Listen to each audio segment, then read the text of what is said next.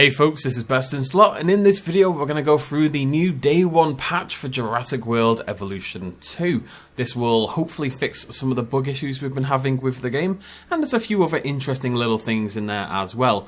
Just before we get started, I want to say don't come in expecting, big balance changes or new content and stuff like that. That's going to be in the coming days, weeks, months and years. This is just a little a bug fix patch more than anything else with some interesting little details.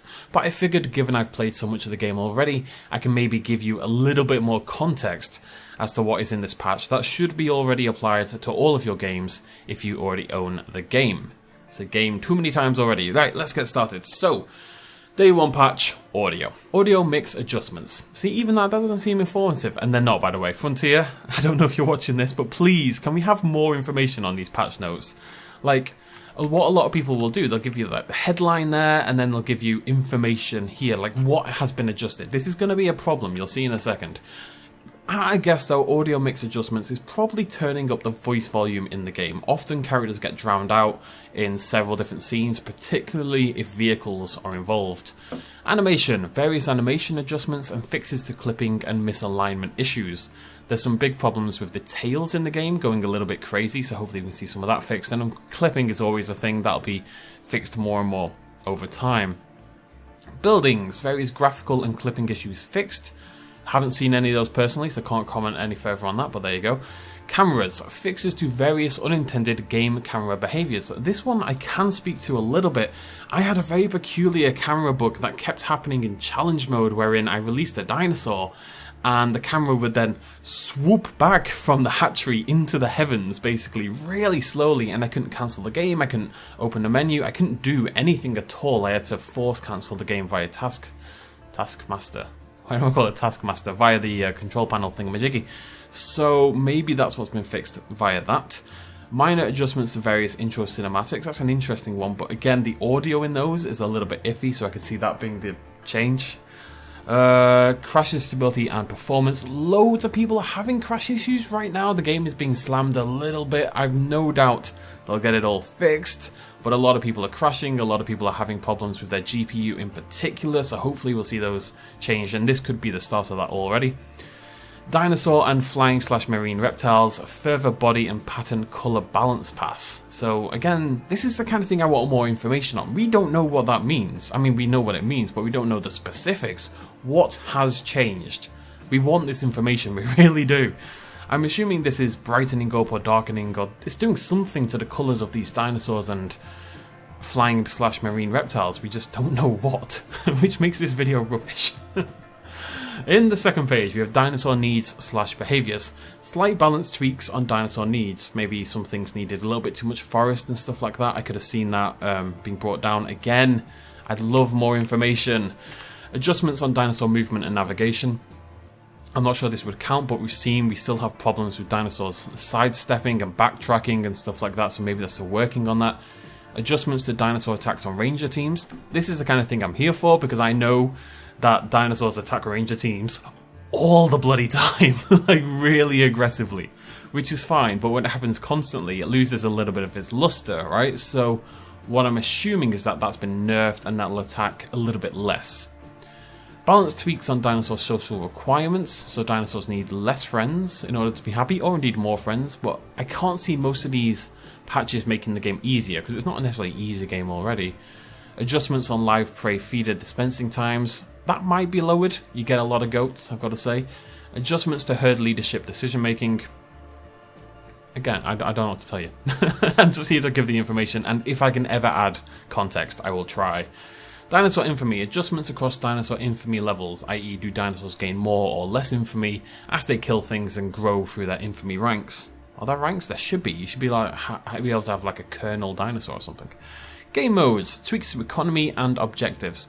This one I would be surprised if the tweaks aren't to make it a little bit easier. The game, I don't think it's a necessarily difficult game, but it can be quite punishing, especially during storms and stuff like that. There's a lot of money rolling around and you can go bankrupt really quickly, and I think it'll catch a lot of players out. I wouldn't be surprised if that was a little tweak to make it just a little bit easier here and there. Adjustments to research unlocks and contracts, same kind of deal. Maybe they reorganized the tech trees a little bit, something like that. or adjusted dinosaur cosmetic unlocks for challenge mode. I went actually in-game before I recorded this video and had a look at that, and I couldn't see the difference. So I wonder if, because you go in-game, you go in challenge mode, and it says complete this to unlock flying reptile skins or something like that. I couldn't see a difference in how they were ordered. Maybe they've been reorganized a little bit and I just missed it. It could be that the skins you unlock are slightly different now as well. As in, you unlock different skins in challenge compared to research, something like that. Adjustments to guest distribution. If I had to guess on this, so the guest distribution, let's assume it's how the guests are distributed amongst the 4 main categories, which is grey, green. It's like normal guests, adventurous guests, nature-loving guests, and luxury guests. In my experience, like 90% of your guests will be normal or nature-loving. I think you really have to try to get the other 2 in quite a lot, so I wouldn't be surprised if they've made it easier for the other 2 types of guests to appear in your park. Localization fixes an iteration to terminology across all text in game. Now that does just say for localization, but we know there's been a change to the Dino database. The Dino database is a disaster. It's such a mess. It's not a big deal. I mean, personally, I've not really been reading it, but I've seen people discussing it. It is a little bit of a disaster. Like, everything is wrong, basically. So hopefully we continue to see changes in that. It's definitely not high priority stuff, but it'd be good to see it, you know, a little bit more accurate, because it's so weird. And finally, final little bit and then we're done, I promise. Park teams. Tweaks on various park teams. Thank you for that informative patch note. I know exactly what you're doing. Just bugs the hell out of me. Fixed issue where notifications sometimes did not display. I don't think I had that problem, but it's good to know it's gone. Adjustments to tranquilize and transport flow. Again, if I had to assume, a little bit faster. Adjustments to gunner accuracy did need increasing. It's not like the last game where you can triple upgrade your gunners to make them hyper accurate. You can't do that anymore. There's very few upgrade mechanics. They're lower in this game actually, and the gunners were pretty terrible. So I assume that's increased. Staying with the adjustments to the speed at which ranger teams perform status checks, they were pretty bloody slow as well, so I'm assuming that's been sped up. Weather. Updated lighting for environments and storms. Excited to see that. That'd be cool. I'm going to check that out. UI. Tweaks across UI screens and icons in game. No idea what that means. Added detail to front-end menus for the narrative modes and difficulty suggestions for Chaos Theory mode. Added detailed front-end menus for the narrative modes and See, the thing that confuses me this is that difficulty suggestions for Chaos Theory were already in the game. Now maybe I've not seen, maybe there's a better suggestion. Maybe when you first load in Chaos Theory and you've not played it already, it'll tell you, we recommend you play Jurassic Park first. But at the top left of every single Chaos Theory mode, there is a little difficulty pip. And when you see my Chaos Theory Jurassic Park video, not for a few days yet, but I mean I recorded that like a week ago, and these difficulty markers were there, so I'm curious what that means. Building tooltips added across a number of buildings, added trend arrows. There's a few things here that were already in the game as far as I'm aware. Added trend arrows to the finance value on the HUD. I've seen that before. So if you are earning more money, if your income is growing, then you look in the bottom right corner where your cash is, you'll see like a little up arrow, and that'll tell you, you know, you're earning more and more money. Added visible arc to transportation UI. That was already there as well. So maybe I already had this patch. Maybe that's what's going on. Maybe the day 1 patch was like a -2 week patch for those of us who got the game early. I'm unsure. Added raise lower stand while viewing from lagoon stand. That definitely wasn't there in the older version of the game, however. That sounds really cool actually. What you used to have to do if you wanted to, you know, go down, I'm going to reword that. If you wanted to lower the stand while you were sitting in it, in Jurassic World Evolution 2 at the lagoon, you'd have to lower the stand and then click on it and then click show view, and you'd catch like the second half of it as you sunk below the ground. It sounds like now you'll be able to sit in the lagoon, in the viewing area, click a button and lower the stand and witness the whole thing. So that's actually a really cool change. Adjustments to the park overview finance graphs. We don't know what that means because you're not telling us. Tweaks to help screen triggers, same thing. Adjustments on mineral and fossil hardness to make it easier to extract/sell. That is at the very least a step in the right direction. Why can we not have this much? Even this much information is way more than we're getting everywhere else. Because, you know, we now know it's easier to extract/sell. We at least know what they're doing and why they're doing it. So please more of this and less of the rest of this. What I'm assuming this means, to very quickly explain, this video's taking me way longer than expected.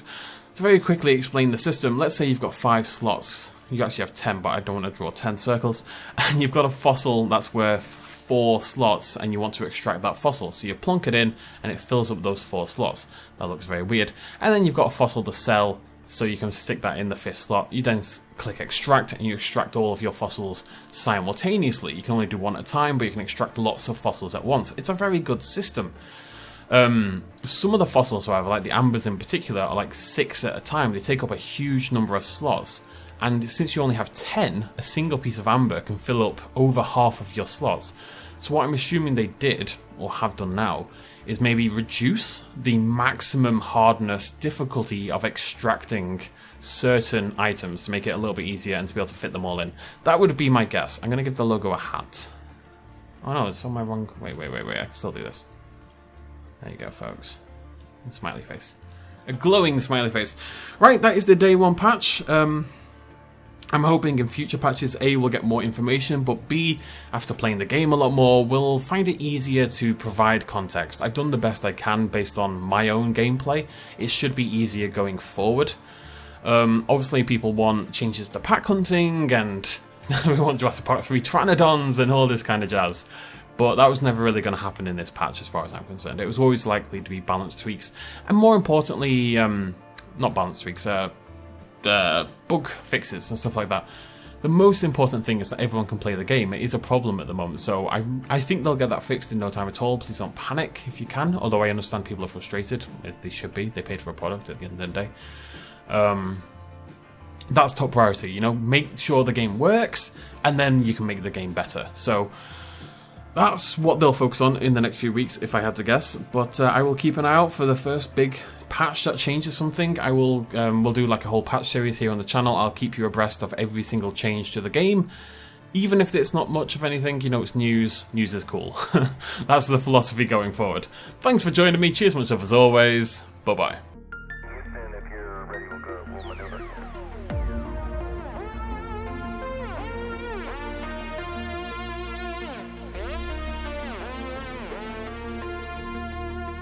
Reaching out.